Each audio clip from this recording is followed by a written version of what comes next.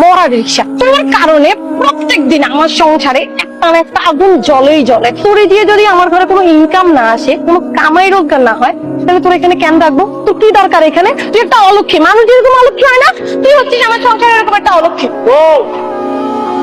থামো থামো, তুমি এসব কি করতেছো? হ্যাঁ, ঝাড়ু দিয়ে আমার রিক্সাটারে বাড়ি দিতেছো কেন? আমার রিক্সাটা করছে কি? বেড়াইতেছি, তুমি বুঝতে পারতেছো না? এই যে তোমার ওই রিক্সা, এই রিক্সা হইলো কি আমার সংসারের সর্বনাশের মূল। বলি এই রিক্সা চালাই তুমি কয় টাকা পাও দিনে? কয় টাকা ইনকাম করো? খ্যাপ না হইলে আমি কি করব? তুই আমারে কত প্রতিটা দিন আমি রিক্সা নিয়ে যাই, কিন্তু কেমন জানি যাত্রী আমার রিক্সায় উঠতে চায় না। রিক্সাটা অনেক পুরানা হয়ে গেছে, তুমি শুধু শুধু এই রিক্সাটারে ঝাড়ু দিয়ে মারতেছো। সব দোষ তো আমার কপালের নাকি?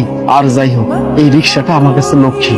এই রিক্সা চালিয়ে টাকা পয়সা ইনকাম করে পরিবারটা চালাই। তুমি শুধু শুধু রাগ করতেছো। আমি তোমার কথা দিতেছি, এখন এই মুহূর্তে এই রিক্সাটা নিয়ে যাবো, মেলা টাকা খ্যাপ মারো।